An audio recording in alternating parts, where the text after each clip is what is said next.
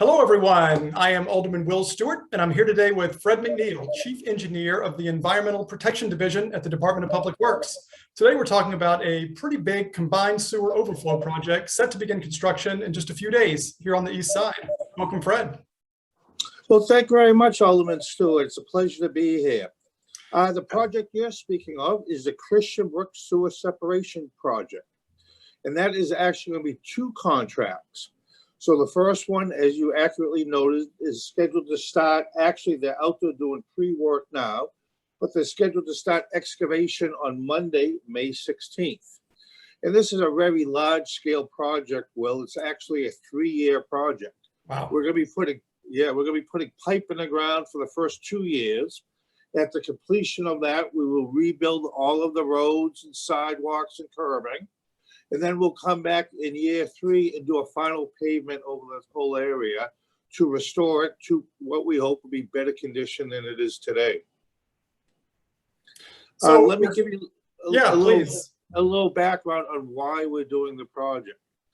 The city of Manchester, like most cities along the East Coast, have what we call combined sewer systems. And that means we have a single pipe in the ground to convey both sanitary sewer and stormwater that comes from rain. And what happens is during a major storm event, and with climate change, this is happening more and more often, we get so much rain, the capacity of the pipe, the single pipe underground, is exceeded. So what was standard engineering practice from the 1800s all the way up to World War II, you just put a pipe out in the river and it would discharge there. But the problem with that, Will, is that there's raw sewage in that water. Yeah, that's so that impacts many things: water quality of the Merrimack River, ability to recreate on the Merrimack River, also impacts aquatic life in the Merrimack River. So the EPA in the mid-90s recognized this and started a national program to eliminate what we call combined sewer overflows, or the acronym CSOs. So the city of Manchester, like most cities that they set up and down the East Coast, undertook an aggressive program in the 1990s. And we've actually spent over $100 million, Will, over the past 20 years on CSO separation. We successfully did all of the west side, and now we're tackling the east side. And that brings us to Christian Brook, and specifically North Street. So I'm going to get a little details of the project now. So again, the reason we're constructing this is to eliminate that single pipe that discharges to the Merrimack River. So what we're actually building, Will, is a new drainage system. And this is going to take the drainage from what we call Christian Brook. So if you go all the way up to McIntyre ski area, there's a brook that runs through there. That is Christian Brook. And that is what we're ultimately going to convey, along with all the street drainage, in this new drainage network. So we're going to start on North Street on May 16th at North Street and Walnut, and slowly move eastbound on North Street to Delia Street. Is that pronounced correctly, Will? Delia Street. Delia Street, thank you. I want to make sure for residents on there, I pronounce it correctly. And that's actually going to take us almost 2 years to go up through there, Will. And then we're going to hang a right on Delia going southbound to Salmon Street, and then hang a left on Salmon, again going eastbound to Smith Road, and then we'll go right up Smith Road to Kennard Road. So pretty extensive, going from Walnut Street all the way up north, all the way basically to McIntyre. That's why a 2-year program. So it sounds like like you said, a pretty massive project. I know. Can you talk about some of the impacts that residents will see? I imagine this will involve street closures, maybe water turnoffs occasionally. What can residents expect day to day? They can expect significant impacts. Well, as you said, this is a major construction project. It's a $15 million project, and we're putting 60-inch diameter pipe. That means the outside diameter is 72 inches, 6 feet. That's big pipe. Yeah. We're putting it deep in the ground in rock. So there'll be a lot of impacts. Number one will be traffic. So what we're going to do is we're going to close North Street for 2 blocks at a time.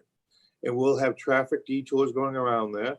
And we'll either have policemen or flaggers out there to assist residents. So number 1 will be traffic impacts.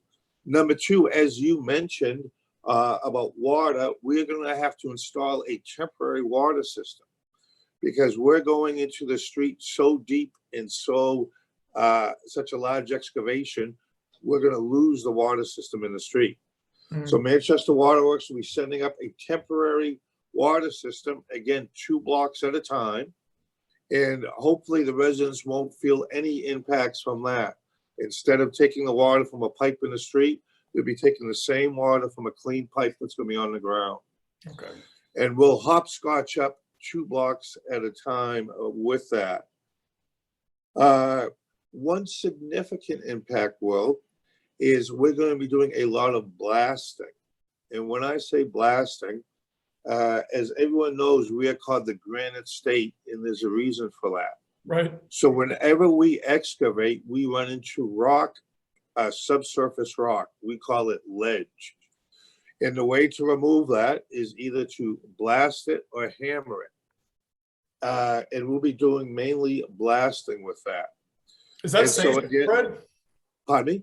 Is that safe? Yes, it is. And so again, it's done all the time.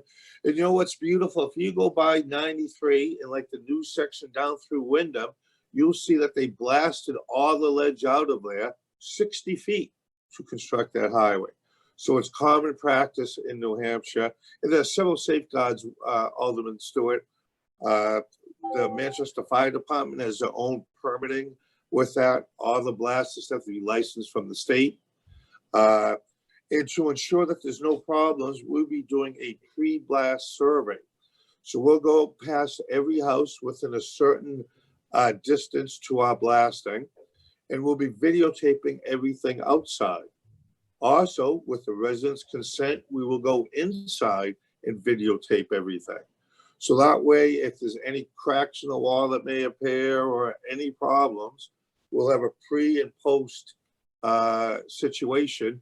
We'll be able to determine that. One other thing that goes with blasting is a byproduct from blasting, believe it or not, is carbon monoxide. And carbon monoxide can be hazardous. So what we do as part of the fire department's permit is every house, again, within a specific range to our blasting operations, we will give a new carbon monoxide detector at no cost. Again, an extra layer of safety for our residents as we go through there. So really the 3 big impacts, well, are going to be traffic impacts, there's going to be impacts from our blasting operations, and then there's going to be temporary water. I will note we do look forward to working with all the residents along the route of construction. And again, their driveways are going to be impacted, their sidewalks will be impacted, in some cases the lawns will be impacted. And again, we will look to restore everything to equal or hopefully better when we are done with this. And I will give some examples. I mentioned we did $100 million worth of CSO work on the west side of Manchester. And they received a complete infrastructure upgrade. They got a new drainage system, new water mains in the ground, new curbing, new roadway rebuilt, new pavement. We're following that same successful model here. So again, as I shared with you, we're taking out the existing water mains, so all new water mains will be going in. So new drainage, new water. The gas company has already come up North Street and laid all new gas pipe last year in preparation for this. So it's really an infrastructure upgrade for the next 100 years. So it sounds like, if I'm hearing you right, Fred, we'll have a little bit of short-term inconvenience, a little bit of short-term pain for some really long-term gain here. And is that what I'm hearing? Yes, and that's a great way to put it. And believe me, it's not pleasant for anyone to have blasting in front of their house or construction dust or anything. But really, it's for the better, not only for the city of Manchester and our residents, but everyone in who uses the Merrimack River. Because again, I want to share with our residents, 600,000 people take their drinking water from the Merrimack River downstream for us. So again, it's really imperative that we eliminate these CSOs for their health. And, and most of those are New Hampshire residents downstream too, Will. Right, definitely sounds like everybody wins, and the river and everybody who uses it certainly right at the top of that list. And one final thing, Fred, just want to maybe end with. You mentioned along with the infrastructure upgrades, that includes better drainage. I believe I heard you say. Do you think here in this part of the city, particularly up near North Webster Street and in the Walnut area you mentioned, we've seen some flooding in recent years. I think it's gotten better with some upgrades that we've made, thankfully to your division at the charge of that. Can we expect to see any differences as a result of this project in that regard too? Yes, we do. And you're right. Webster Street and Maple and Webster had serious flooding problems. And you're correct. We went into Maple and Webster and put about $500,000 in what we call short-term mitigation measures. This is the long-term solution.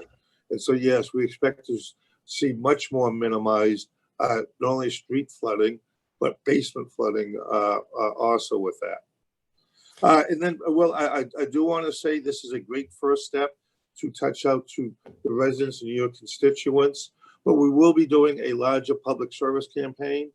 And so again, probably towards the end of this week, we'll send mailings out to everyone. It'll be a letter explaining the project. There'll be emergency contact information. Again, you can use those numbers 24/7.